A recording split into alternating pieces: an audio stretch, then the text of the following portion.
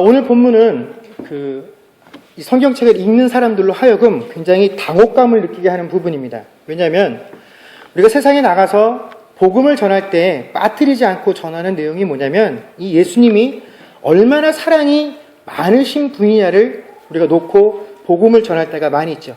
하나님이 우리를 사랑하시고 예수님이 우리를 사랑하셨기 때문에 독생자 예수를 보내고 그 예수님께서 십자가에 못 박혀 죽으셨다라는 것입니다. 그런데 오늘 이 본문에서 예수님께서 이 가나안 여인과 나누시는 대화의 내용들을 이렇게 유심히 들여다보면 도대체 왜 예수님께서 이렇게 딸의 어려움을 가지고 나와서 예수님에게 부탁하고 있는 이 어머니의 마음을 저토록 몰라주실까 하는 생각들을 하게 됩니다. 또 거절을 하시더라도 얼마든지 좋은 말로 거절하실 수 있으실 텐데 어떻게 저렇게 사람의 자존심을 구길 대로 구겨가면서 꼭 거절을 하실까? 과연 저런 분이 우리가 말하는 사랑과 긍휼이 풍성하신 분이다라고 말할 수 있을 것인가 하는 그런 의구심을 떨치기가 어렵다라는 것입니다. 그런데 그럼에도 불구하고 결국에는 이 여인은 자기의 원대로 자기의 소원을 이루게 되어집니다. 그래서 예수님께서 이 여인을 보시고 나서 여인아, 네 믿음이 참 크다. 네 소원대로 될 것이다 라는 것을 우리가 접하게 되면서 그래, 좋은 게 좋은 거지. 과정이 어찌 되었든지 간에 이 여인은 결국 자신의 믿음 때문에 자신이 원하는 것을 얻게 되었다. 그러니 우리도 신앙생활 하면서 예수님께 기도할 때, 예수님께 간구할 때 예수님이 안 된다라고 말할 때에도 우리가 쉬지 않고 끊임없이 계속 예수님에게 기도를 하고 간구를 하면 예수님께서 그것을 우리의 믿음으로 여겨주시고 결국에는 우리에게 우리가 원하는 것을 들어주시게 된다. 그러니 우리도 낙심하지 말고 절망하지 말고 좌절하지 말고 원하는 게 있으면 끝까지 예수님께 기도하자라는 식으로 혹시 예수님께서 우리를 밀어내신다라고 할지라도 밀려나지 말고 예수님께 붙어있자라는 식으로 그래서 예수님이 우리를 시험하실 때 그 시험에 통과해야 된다라고 가르치고 배워왔습니다. 그러나 여러분, 우리가 만약에 이 본문의 말씀을 그렇게 이해하고 또 그런 식으로 받아들이고 있다라고 한다면 이것은 우리가 예수님을 크게 오해하는 것입니다. 예수님은 우리에게 고난을 주시고 우리가 그 고난을 어떻게 받아들이고 넘겨가는지를 보시면서 또 우리가 이것을 어떻게 대하는지를 보시고 야, 네 믿음이 좋구나 나쁘구나 네 믿음이 이렇게 좋으니까 내가 거기에 합당한 것으로 갚아줄게 혹은 네 믿음은 이것밖에 안 되니까 요 정도로만 내가 해줄게 그러니 너는 이 정도에 만족해라 하고 우리의 믿음의 모습을 보시고 판단해 주시는 분이 아니다라는 것입니다. 여러분, 원래 우리에게는 믿음이라는 것이 존재하지 않는 사람들입니다. 단지 예수님께서 우리를 불러주시고 우리를 믿게 해주셨을 때에 우리가 그 불러주심 가운데 반응한 것들을 보고 우리가 뭐라고 부릅니까? 그것을 믿음이라고 부르는 것이죠. 그렇기 때문에 우리가 믿음이 얼마나 크냐, 우리의 믿음이 얼마나 강하냐에 따라서 안 될 일이 되거나 혹은 될 일이 안 되는 그런 일들은 생기지 않는다라는 것입니다. 예수님께서 말씀하시는 믿음이란 뭡니까? 하나님이 세우신 계획과 하나님의 인도하심 가운데 내 뜻을 죽이고 그것이 옳다라고 인정하며 그것에 순종하면서 나아가는 것, 이것이 바로 믿음이다라는 것입니다.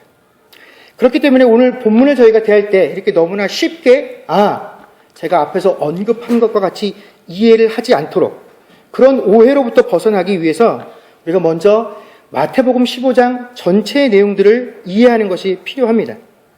마태복음 15장 전반부에 어떤 사건이 있었냐면 예수님께서 이 예수님의 제자들이 장로들의 전통을 따르면 떡을 먹기 전에 분명히 손을 씻어야 된다라고 가르치고 있는데 이 예수님의 제자들이 음식을 먹기 전에 손을 씻지 않고 음식을 그냥 집어먹은 것으로 이 바리새인과 서기관들이 예수님에게 논쟁을 걸어왔습니다. 그래서 예수님께서 그들과 논쟁을 하시는 부분이 마태복음 15장 전반절의 내용이죠. 그래서 예수님께서 바리새인들과 서기관들과 이 논쟁을 하시고 나서 그 논쟁의 결론으로 다음과 같은 말씀을 해주셨습니다. 11절 말씀입니다. 화면에 나와 있죠? 우리 다 같이 한번 읽도록 하겠습니다. 읽겠습니다. 시작. 입으로 들어가는 것이 사람을 더럽게 하는 것이 아니라 입에서 나오는 그것이 사람을 더럽게 하는 것이니라. 아멘. 자, 이 말씀의 의미는 뭡니까? 사람들에게 주어진 규칙이나 규범이 사람을 깨끗하게 하거나 혹은 사람을 사람답게 하는 것이 아니라 그 규칙과 규범을 따르는 사람들의 마음 상태가 어떠냐에 따라서 그것이 훨씬 중요하다라는 것을 예수님께서 강조하시는 것이죠. 그렇기 때문에 겉으로 드러난 외부적인 조건들을 가지고 사람을 판단할 수 없다라는 것입니다. 유대인들은 자신들이 하나님에게 율법을 받은 것, 그것으로 스스로를 자랑스럽게 여겼습니다. 또 그 율법을 내가 잘 알고 있다라는 것을 자랑스럽게 여겼죠. 그러나 예수님께서는 그 율법을 받은 것을 자랑하지 말고 네가 율법을 알고 있는 것도 자랑하지 말고 하나님께서 그 율법을 주셨을 때 도대체 무슨 의도를 가지고 율법을 주셨는지 그 마음, 그 하나님의 마음을 아는 것이 중요하다라는 의미로 마태복음 15장 11절의 말씀을 주신 것입니다. 결국 율법의 근본 목적은 우리의 마음을 깨끗게 하려는 것이지 결코 우리의 외적인 환경, 우리의 손을 깨끗게 하려는 것이 아니다라는 것이었습니다. 여러분, 그러나 기존의 유대인들은 그 내면의 상태가 어땠는지와는 상관없이 외적으로 드러난 부분을 통해서 이 사람이 하나님의 자녀냐 그렇지 않으냐를 구분했다라는 것입니다. 그러나 반대로 예수님께서는 겉으로 드러난 상황들, 그것은 아무 상관없고 그의 마음이 어떠냐를 통해서 이 사람이 진정 하나님의 백성이냐 아니냐를 구분해야 된다라고 가르쳐 주신 것입니다. 바로 이러한 논쟁이 오늘 저희가 읽었던 21절 이 앞절까지의 내용입니다. 이렇게 바리새인과 서기관들과 논쟁을 벌이신 예수님께서 그곳을 떠나서 그곳을 나와서 어디로 가셨습니까? 두로와 시돈 지방으로 가셨습니다. 여러분, 이 두로와 시돈이라는 지역은요, 그 갈릴리 북서쪽에 위치한 곳으로 완전히 이방인들이 사는 지역입니다. 그러니까 행정구역 자체가 그 유대인들이 다스리는 곳이 아니라 그냥 이방인 나라인 곳이 바로 이 두로와 시돈이다라는 것을 우리가 명심해야 합니다. 오늘 우리가 이 본문 말씀을 이해할 때 우리가 유심히 살펴야 될 내용은 두 가지입니다. 첫 번째가 뭐냐면 왜 예수님께서 이 두로와 시돈으로 제자들을 데리고 가셨느냐 하는 것이고, 두 번째는 예수님께서 이 여인에게 네 소원이 다 이루어졌다라고 말했을 때 도대체 이 여인의 소원이 무엇이었느냐 하는 것입니다. 그래서 우리가 먼저 첫 번째로 왜 예수님께서 그 논쟁 후에 제자들을 데리고 두로와 시돈으로 오셨는지를 살펴보도록 하겠습니다. 이 이방인의 지역에서 예수님과 일행이 한 여인을 만나게 되었습니다. 그리고 그 여인의 사정을 듣게 되죠. 이 여인이 가지고 있었던 사정이라는 것은 이겁니다. 자신에게 귀신 들린 딸이 한 명 있는데 자신을 불쌍히 여겨달라라는 것이죠. 그런데 예수님께서 이런 여인의 요구에 어떻게 반응을 하셨습니까? 아무런 말씀도 하지 않으셨다라는 것입니다. 자, 우리가 왜 예수님께서 제자들을 데리고 이 두로와 시돈 지역으로 들어오셨는지 그 목적을 살피기 위해서 오늘 본문과 똑같은 내용을 담고 있는 마가복음 7장의 내용을 잠시 보도록 하면, 예수님께서 이 두로와 시돈 지역에 복음을 전하기 위해서, 이방인들을 전도하기 위해서 이 땅에 오신 것이 아니다라는 사실을 우리가 알아야만 합니다. 마가복음 7장 24절 말씀에 보면 예수님께서 그 지방의 한 집에 들어가셨는데 이것은 아무도 예수님께서 이곳에 오신 것을 모르게 하시기 위함이다라고 성경이 이야기를 하고 있습니다. 여러분, 만약에 처음부터 예수님께서 이 두로와 시돈 지역에 복음을 전하기 위해 오셨다라고 한다면 아마 더욱더 적극적으로 사람들을 만나고 그들에게 기적을 행해 주셨을 것입니다. 그러나 오늘 예수님께서 이곳에 오신 목적은 내가 이곳에 온 것을 어떻게 해요? 아무도 모르게 하시기 위함이었기 때문에 이방인들과의 접촉을 완벽하게 피하셨다라는 거죠. 그래서 이 여인이 이분이 예수님이라는 사실을 알고 이 예수님을 그렇게 애타게 부르짖었음에도 불구하고 예수님께서 대답을 안 하신 이유가 바로 여기에 있다라는 것입니다. 이런 이유가 있었기 때문에 예수님께서 이 여인이 그렇게 간절하게 예수님을 찾았음에도 불구하고 여인의 요구에 아무런 반응을 하지 않으신 것입니다. 자신의 요구에 대해서 예수님께서 아무런 대답도 하지 아니하셨을 때 이 여인이 어떻게 했겠습니까? 예수님이 내게 아무런 대꾸도 아무런 응답도 해주지 아니하시는구나. 내가 아무리 저분에게 부탁해도 답을 얻을 수 없겠으니 돌아가자 한 것이 아니라 혹시 저 예수님이 내 음성을 못 들었나 싶어서 아마 더 큰 소리로 더욱더 흥분된 상태로 예수님을 찾았겠죠. 예수님, 저를 좀 돌아봐 주십시오. 아마 그 이전보다도 더욱더 심차게 예수님을 찾았을 것입니다. 그랬더니 제자들이 어떻게 합니까? 제자들이 예수님에게 이렇게 얘기를 합니다. 23절에 보면 예수님, 저 여자가 계속 우리들을 쫓아오면서 소리를 지릅니다. 그러니 어떻게 해달라고요? 저 여자를 보내소서라고 부탁을 했다라는 것입니다. 그리고 그때에서야 비로소 어떻게 하십니까? 예수님께서 말씀을 하시죠. 그것이 24절 내용입니다.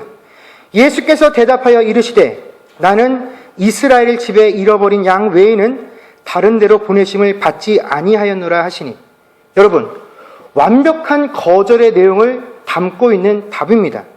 그러나 이 24절의 예수님의 말씀이 누구의 질문을 향한 대답이냐에 따라서 이 말씀은 전혀 다른 의미를 갖게 된다라는 것입니다.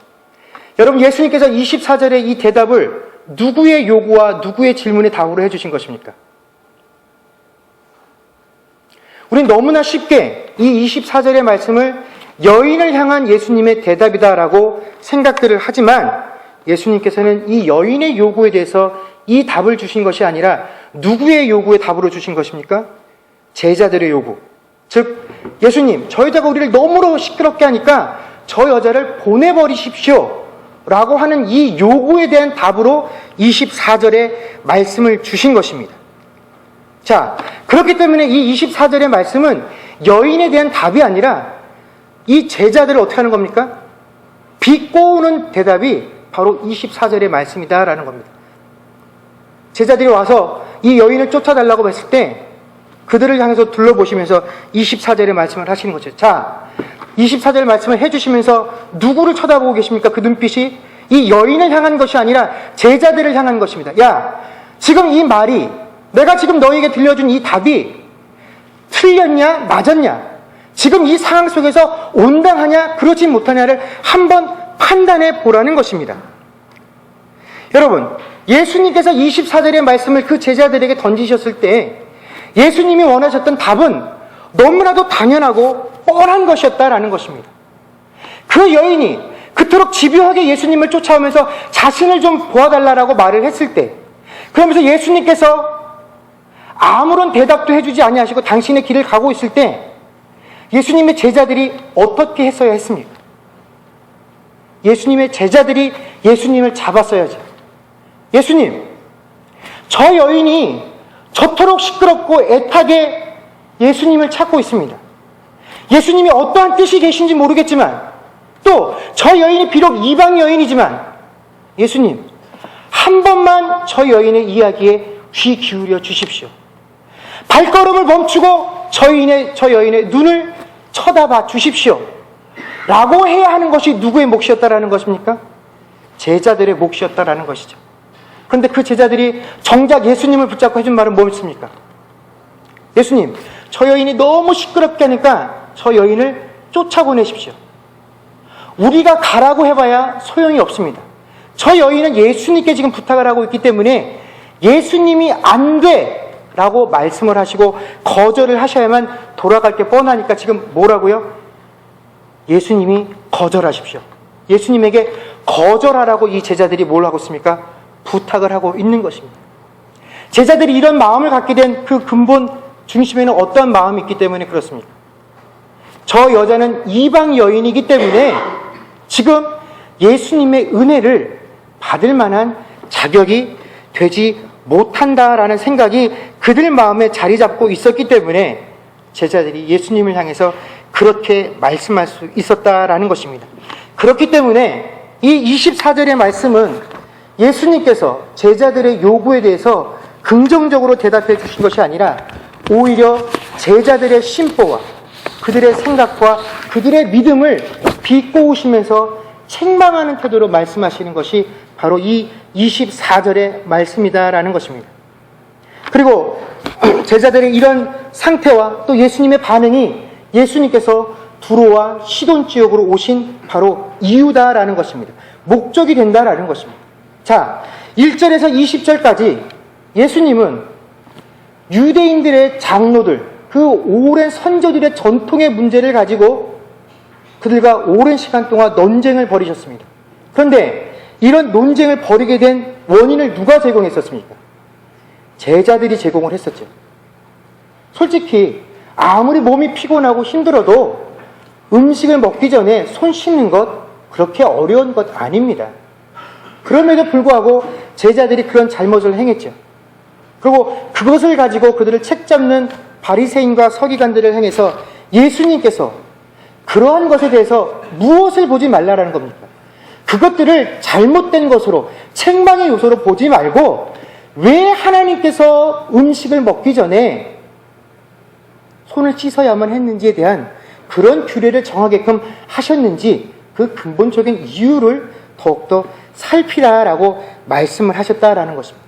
여러분, 지금 이 제자들이 하나님이 주신 근본적인 마음, 그 기준이 아니라 사람들이 세워놓은 기준과 방법들을 통해서 너희들은 믿음 없는 존재, 하나님의 자녀라고 부름받을 수 없는 존재다라고 평가를 받고 있을 때 예수님께서 나서셔서 그런 것으로 하나님의 자녀를 평가하는 것 아니야 라고 오랜 시간 동안 논쟁을 벌이셨다라는 것입니다. 너희가 비록 장로들의 유전을 어겼지만 너희는 여전히 뭐라는 겁니까? 하나님의 자녀다라는 사실을 그 제자들에게 확신시켜 주시고 오늘 그런 제자들을 이끌고 어디로 향하신 것입니까? 두로와 시돈으로 향한 것입니다. 여러분, 두로와 시돈은요, 유대인들이 사는 땅이 아닙니다. 유대인들이 다스리는 곳이 아니에요. 원래부터 이방인의 땅입니다. 행정구역으로도 이방인들이 다스리는 곳이에요. 여러분, 그런 곳으로 갔다라고 한다면 눈만 돌리면 다 뭡니까? 이 유대인들의 마음에 다 거리끼는 것들 뿐입니다. 눈에 보이는 것들이 다 트집의 대상들입니다. 그런데 왜 그런 곳으로 예수님께서 그 제자들을 데리고 가셨겠느냐 하는 것입니다. 그리고 정말로 그곳에 가자마자 이 제자들은 정말로 눈꼴 사납군, 그래서 자신들의 마음으로 도저히 용납할 수 없는 대상을 경험하게 되었다라는 것입니다. 자, 지금 예수님께서 그 제자들에게 보여주시는 것입니다.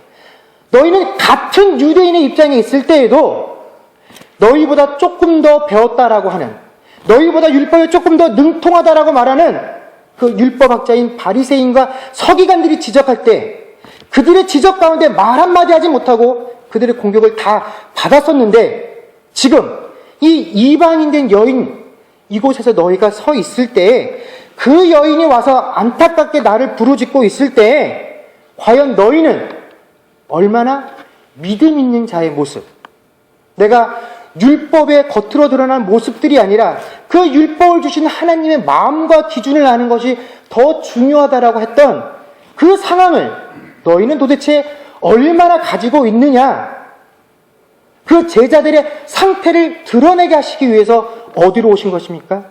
두로와 시돈으로 오셨다라는 것입니다. 그리고 예수님께서 제자들에게 깨닫게 해주신 것이죠. 이게 너희들의 실체라는 것입니다. 너희하고 여전히 내 제자라고 하는 너희들 사이에서도 나와 너희 사이에는 여전히 뭐가 큰 벽이 존재한다라는 것입니다. 너희도 어쩔 수 없는 그 율법에 구속받고 있는 존재들이라는 사실을 깨닫게 하시기 위해서 예수님이 그 제자들을 이끌고 바로 두로와 시돈 지역으로 오셨다라는 것입니다. 그래서 24절에서 예수님께서 그런 자신들의 상태를 보지 못하는 그들의 진면목을 드러나게 하시고 지금 그들을 책망하고 꾸짖고 계신데도 불구하고 그러한 사실들을 지금 제자들이 깨닫지 못하고 있다라는 것입니다. 바로 이런 상황 속에서 이 여인이 계속해서 예수님께 자신을 도와달라고 간청을 합니다. 그러자 예수님께서 그 여인에게 대답을 하시죠. 그것이 26절 말씀입니다. 대답하여 이르시되 자녀의 떡을 취하여 개들에게 던짐이 마땅하지 아니하니라. 이 말씀 역시 예수님의 입술을 통해서 나왔지만 예수님의 마음이 아니라 누구의 시각을 반영한 것입니까? 이 여인을 바라보고 있는 유대인들, 제자들의 마음을 반영한 것이 바로 26절의 말씀입니다라는 것입니다. 왜냐하면 예수님의 입장에서는 이 여인이 요구할 때 그냥 예수님이 주체적으로 네가 요구하는 것을 내가 들어주겠어, 안 하겠어 라고만 대답을 하시면 된다라는 것이죠. 모든 것은 예수님의 의지이기 때문에 굳이 그 여인에게 모든 것을 설명해 주실 필요가 없다라는 것이죠. 이유를 설명해 주실 필요가 없습니다. 또 예수님께서 베푸실 은혜가 그 여인에게 줄 것이 없어서 굳이 누군가의 것을 빌어와서 누군가에게 돌아갈 것을 이 여인에게 베풀 만큼 그 은혜가 궁핍하신 분이 예수님이 아니시기 때문에 그렇다라는 것이죠. 그렇기 때문에 26절의 말씀은 뭡니까?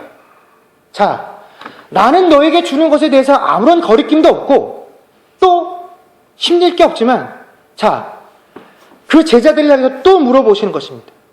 내가 과연 이 여인에게 베풀어 주는 것을 너희들은 어떻게 받아들이고 있냐? 너희 이렇게 보고 있지 않느냐 하는 것입니다. 자, 메시아로 오신 예수님께서 내게 베푸실 그 은혜를 나 아닌 다른 사람에게 베푸는 것, 우리 유대인이 아닌 다른 민족에게 베푸는 것은 잘못되었다라는 관점을 너희들이 가지고 있다라는 것입니다. 더욱이 사람같이 여기지도 않는 그런 이방인들에게 하나님의 은혜를, 메시아의 은혜를 베푸는 것은 가치 없는 일이다라는 마음을 지금 너희가 품고 있다라는 것입니다.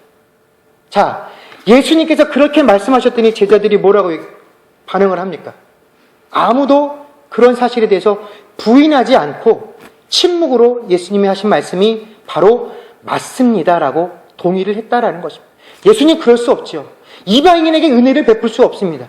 우리들이 다 가져도 모자라는 것인데 그 사람들에게 나누어 줄 수 없다라고 그들이 이야기한 것입니다.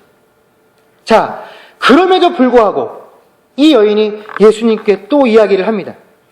여자가 이르되 주여 올소이다마는 개들도 제 주인의 상에서 떨어지는 부스러기를 먹나이다 하니 예수님께서 이 말씀을 다 듣고 나신 이후에 그 여인에게 야 여인아 네 믿음이 참 크다라고 말씀하신 후에 네 소원대로 될 것이다 라고 말씀을 하셨습니다.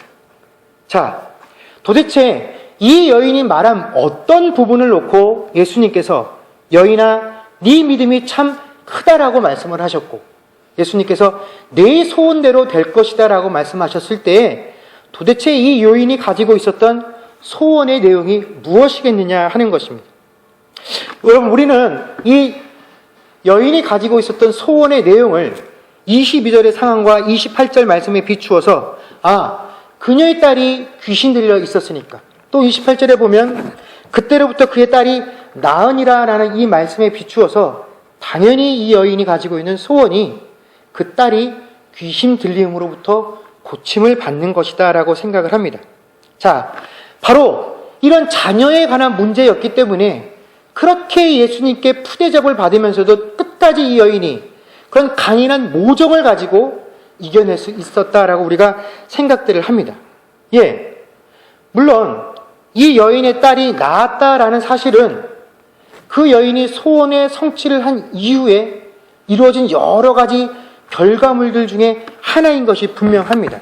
그러나 이 여인의 소원은 단순히 자신의 딸이 귀신 들림으로부터 나음을 얻는 것은 아니었다라는 것을 알아야 합니다.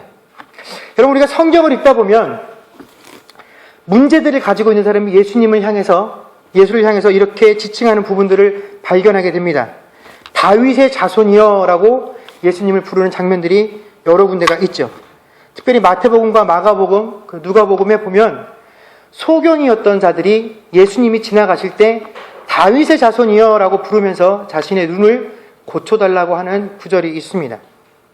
그들이 예수님을 향해서 다윗의 자손이여라고 불렀을 때 어떤 의미를 가지고 있냐면, 다윗의 자손이라는 의미는 뭡니까? 당신은 메시아라는 의미를 가지고 있습니다.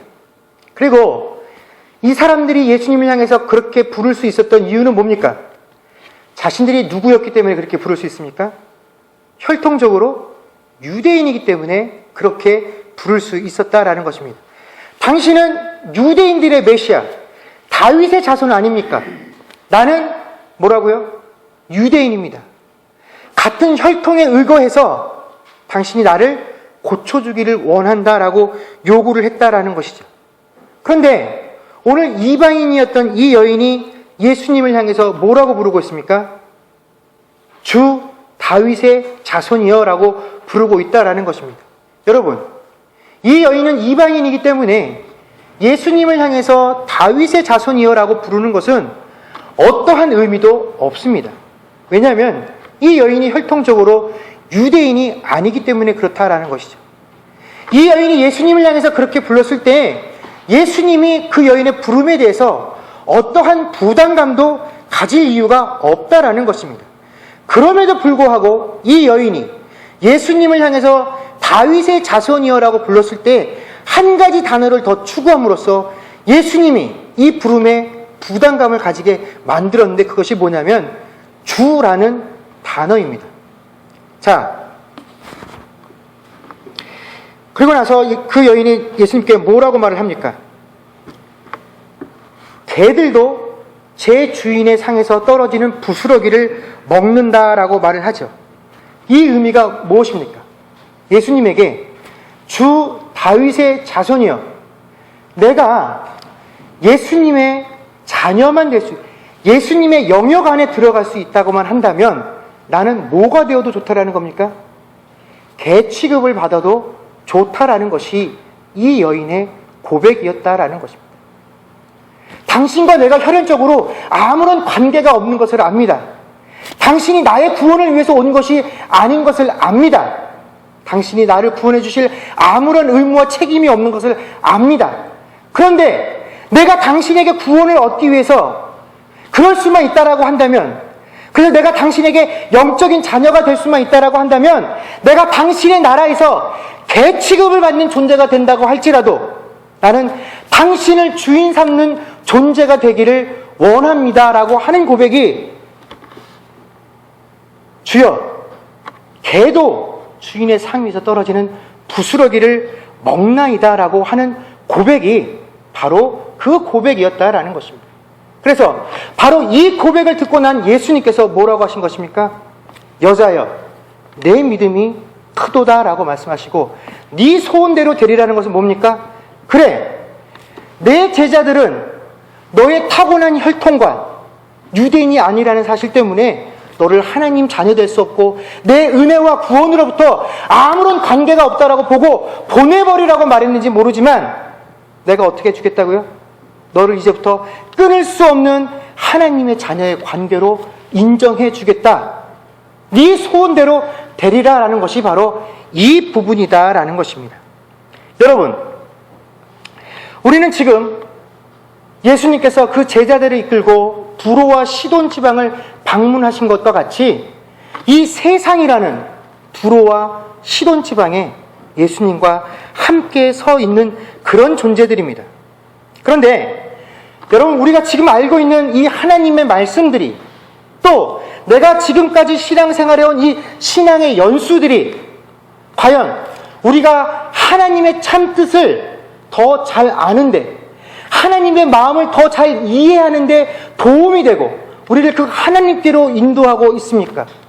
아니면 예수님이 책망하셨던 그 서기관이나 바리새인들과 같이 저 사람과 나를 구분하는 그 구분의 근거가 되고 있습니까? 아니면 이 제자들과 같이 저 사람을 멀리 보내버리소서라고 하는 근거로 삼고 있지 않느냐 하는 것입니다. 여러분, 우리가 지금 내 상태가 어떠한 상태인지를 분명히 알아야 할 것입니다. 예수님께서 우리를 그 하나님의 은혜로부터 지키시기 위해서 그 율법에 능통한 자들과 논쟁을 벌이시고 그 논쟁을 통하여 우리를 하나님의 자녀라고 세워주셨다라는 것입니다. 우리가 잘나서 그렇게 된 것이 아니라 내 공로가 있어서가 아니라, 그렇기 때문에 그것을 아는 우리 모두는 무엇으로 세상을 대해야 합니까? 바로 그 은혜를 체험한 자로 우리 주변에 있는 모든 자들을 대해야 한다라는 것입니다. 여러분, 예수님께서 박식한 서기관이나 바리새인, 또 당신과 함께 생활했었던 제자들에게서도 보지 못했던 믿음, 예수님, 내가 당신의 나라 안에 거할 수만 있다면, 당신의 백성과 자녀가 될 수만 있다면 나는 당신의 나라에서 개 같은 존재가 되어도 좋습니다 라고 하는, 그만큼 우리가 그런 존재감으로 과연 예수님을 흠모함이 있느냐 하는 것입니다. 내가 그만큼 하나님의 나라 안에 거하는 것을 자랑과 기쁨으로 여기며 살고 있느냐 하는 것입니다. 내가 개 같은 존재가 되어서라도 그 나라에 들어가기를 원할 만큼 이 하나님의 나라에 큰 비중을 들고 우리가 살고 있느냐 하는 것입니다. 여러분, 예수님의 침묵이 제자들에게 어떠한 의미를 주셨는지 우리가 곰곰이 생각을 해 보아야 할 것입니다. 여러분, 우리의 기도와 우리 간구 가운데 혹시 예수님께서 침묵하고 있다라고 느끼신다면 우리가 먼저 생각해 보아야 할 것은 왜 제자들에게 예수님께서 침묵을 하셨는가 생각해 보아야 할 것입니다. 또 오늘 이 여인을 통하여 예수님께서 네 믿음이 크도다라고 말씀하셨던 그 믿음, 하나님의 나라를 사모하고 그 하나님의 나라에서 나는 비록 개 같은 존재가 되어도 좋습니다라고 하는, 그만큼 하나님의 나라를 사모할 수 있는 그런 믿음들이 우리 가운데 있을 수 있기를, 바로 하나님 앞에 그래서 내 소원대로 되리라라고 하신 그 말씀이 우리 모두의 삶 가운데서 이루어지는 저와 여러분들이 될 수 있기를 주의 이름으로 축원합니다. 기도하겠습니다.